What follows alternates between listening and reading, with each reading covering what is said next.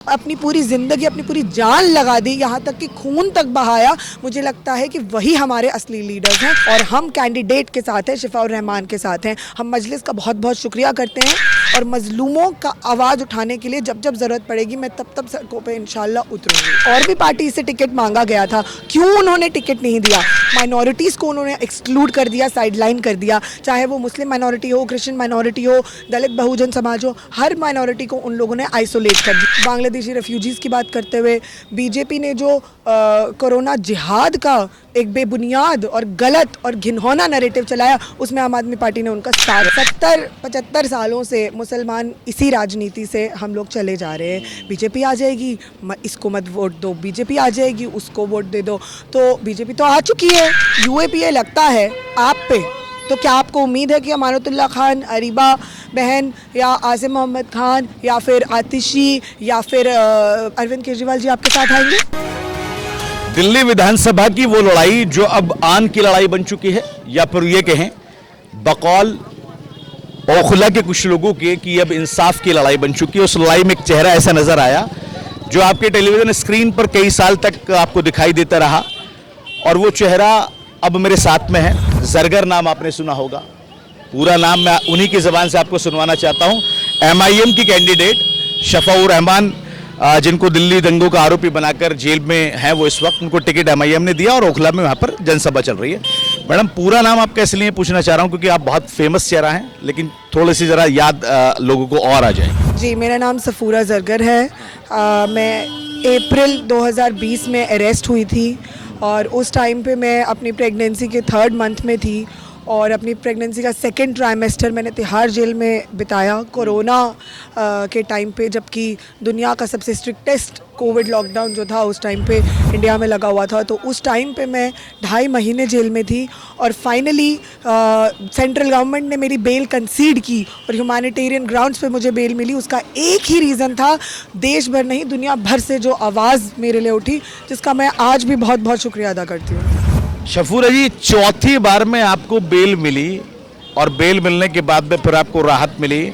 मुझे नहीं पता आपका केस अभी तक चल रहा है या नहीं चल रहा, लेकिन एमआईएम के कैंडिडेट के लिए वोट मांगना और पूरी वही मेहनत करना जो आप सीए एनआरसी में करती हुई नजर आ रही थी, वही हाथ में माइक, वही चश्मा और वही सादगी के साथ में, इसको हम कैसे दें? देखिए, पहली बात तो ये, बहुत सारे लोग सवाल कर रहे हैं 4.5 साल से आप लोग कहाँ थे और कहाँ आ गए हैं।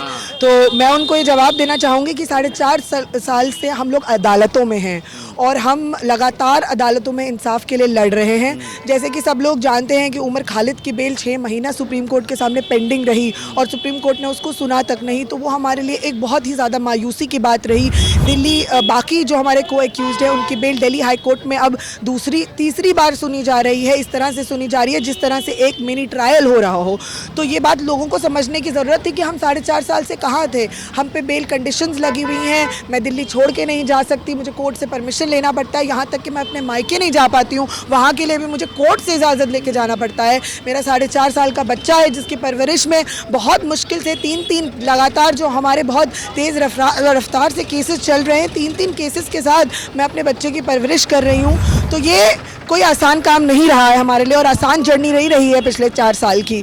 तो ये मैं आवाम को बताना चाहूँगी, हम यहाँ थे 4.5 साल से, जो सीए एनआरसी की लड़ाई हम सड़कों पे लड़ रहे थे उसे हम अदालतों में लड़ रहे थे। और सिर्फ हम ही नहीं, मेरे सारे को एक्यूज और दिल्ली दंगों में बंद वो सब 1500-1400 लोग जिनके साथ नाइंसाफ़ी हुई है, बेबुनियाद चार्जेस पे उनको अरेस्ट किया गया है, वो सब औरतें जो प्रोटेस्ट साइट पे बैठा करती थी वो हमारे साथ अदालतों की लड़ाई लड़ रही हैं। सब प्रोटेस्टर्स को किसी ना किसी बेबुनियाद चार्जेस पे अरेस्ट करके उनको कोर्ट के चक्कर लगवाए जा रहे हैं। तो ये है 4.5 साल का जवाब। अब बात आई कि इस वक्त हम शिफाउर रहमान को क्यों लड़ा रहे हैं, तो मैं ये बात कहना चाहूँगी, इसमें कोई डाउट नहीं है कि जो शिफाउर रहमान हमारे को एक्यूज्ड हैं और हमें लगता है कि हमारी आवाज़ अब सड़कों से लेके जब अदालतों तक पहुंची तो अब उसे लेजिस्लेटिव असेंबली में पहुंचना और यहाँ तक कि पार्लियामेंट में भी पहुंचाना ज़रूरी है, क्योंकि ये जो आवाज़ें हैं ये ग्रास रूट लेवल की आवाज़ें हैं, ग्राउंड से उभरी है।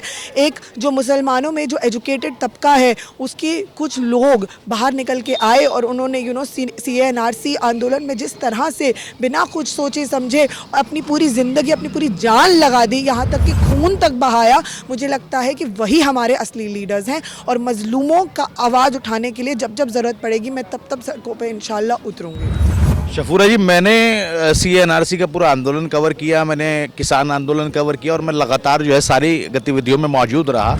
अगर मैं कुछ थोड़े से ऐसे सवाल ना पूछूं जिनको पब्लिक पूछना चाहती है तो लोग कहते हैं कि आप भी जो है दूसरी कैटेगरी में आ गए, इसलिए मैं आपसे पूछ लेता हूं। और बड़े सिंपल सवाल हैं, क्या आपने MIM ज्वाइन कर ली है? पहला सवाल। और इसी में जोड़ के आपको बताता हूँ, जितने भी आपके को एक्यूज्ड हैं, उमर खालिद की आपने बात की, शफाउर रहमान साहब की बात की, और भी एक लिस्ट है, क्या CA/NRC में प्रोटेस्ट करने वाले तमाम वो लीडर जो आपकी तरह, लीडर मैं इसलिए कह रहा हूँ, और वो पूरा तबका, वो अब MIM के साथ में खड़े हुए हैं? देखिए, मैं ये बात दोबारा से दोहराना चाहूँगी कि हम मूवमेंट के साथ हैं और हम कैंडिडेट के साथ हैं, शफाउर रहमान के साथ हैं। हम मजलिस का बहुत बहुत शुक्रिया करते हैं कि उन्होंने हम लोगों को टिकट, शफाउर रहमान को टिकट दिया, अपना समर्थन दिया हर स्टेट से। शफाउर रहमान के ना कि सिर्फ शफाउर रहमान बल्कि जो भी रॉन्गफुली इनकारसरेटेड हैं दिल्ली दंगों में, उन सब के साथ तो जो जिस तरह की ज़्यादती की गई है, UAPA के चार्जेस लिखा दिए जस्ट बिकॉज हम लोग सरकार के खिलाफ बोल रहे थे, एक कानून के खिलाफ बोल रहे थे, तो हम उनका साथ दिया, ओपनली हम उनके साथ हैं। ये बात हमें समझनी होगी कि और भी पार्टी से टिकट मांगा गया था, क्यों उन्होंने टिकट नहीं दिया। तो ये बात मैं फिर से जाहिर करना चाहूँगी कि मैंने MIM ऑफिशियली ज्वाइन नहीं करी है, मगर क्योंकि वो लोग शफाउर रहमान की आवाज़ को बुलंद कर रहे हैं, मूवमेंट को बुलंद कर रहे हैं, तो हम इस इलेक्शन में उनका साथ दे रहे हैं। एक छोटा सा सवाल और कर लेता हूँ, क्योंकि आप अच्छा बोल रही हैं। अरविंद केजरीवाल को लेकर आप क्या सोचती हैं?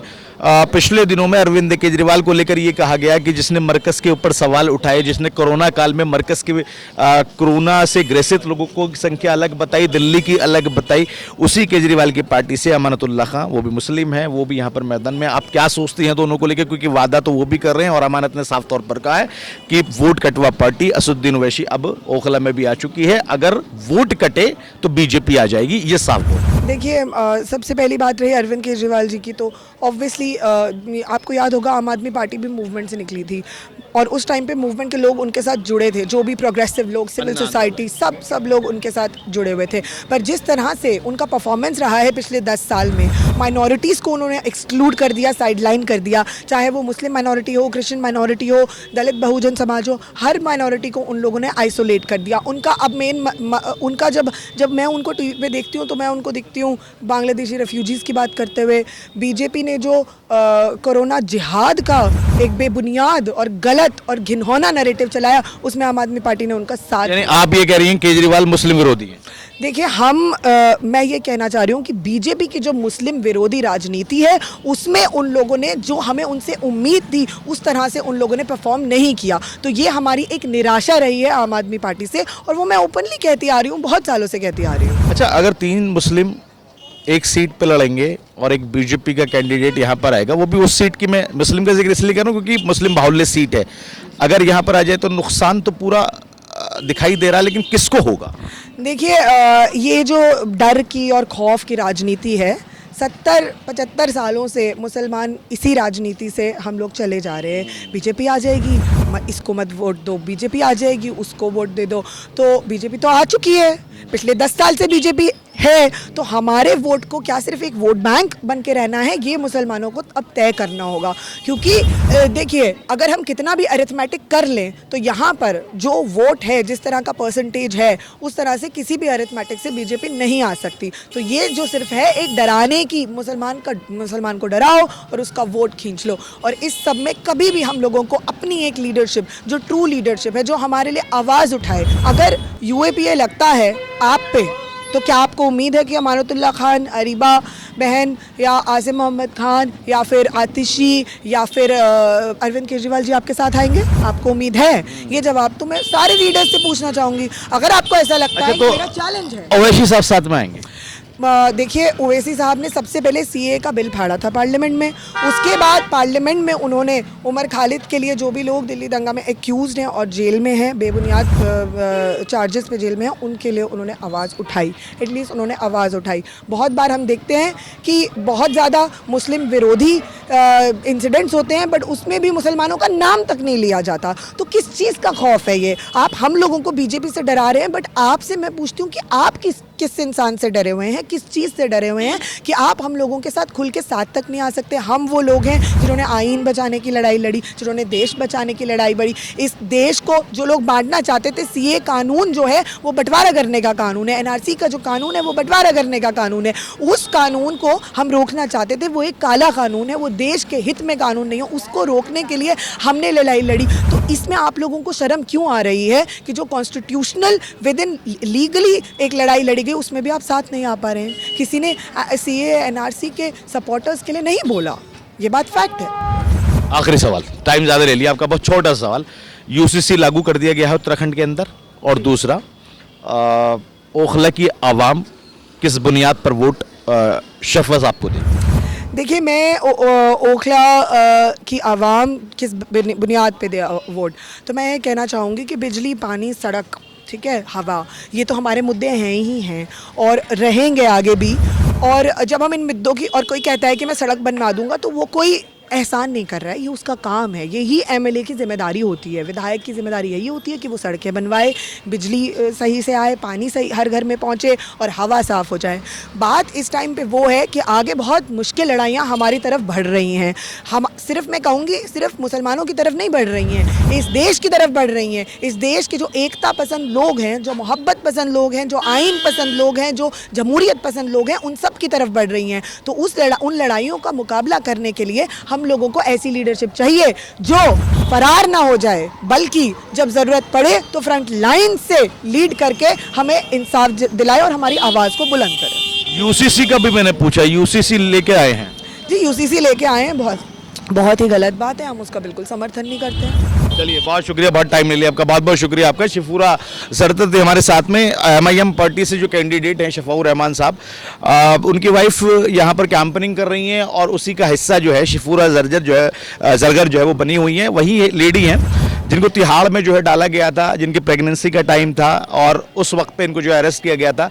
सीएए एनआरसी के विरोध जब ये कर रही थी तब इनको गिरफ्तार किया गया था। अब एमआईएम की पार्टी के कैंडिडेट के साथ में यहाँ पर वोट मांगती हुई नजर आ रही हैं। देखना होगा कि ओखला का मुस्तकबिल किस तरफ जाता है, क्योंकि अब ओखला की लड़ाई पेचीदा बन गई है और पेचीदा के साथ साथ कंफ्यूजिंग बन गई है कि आखिर ओखला के जो वोटर्स है वो किसको वोट देंगे। ये बड़ी चुनौती के रूप में अब देखा जा रहा है। ओखला से नावनोडा के लिए अफी हिंदुस्तानी।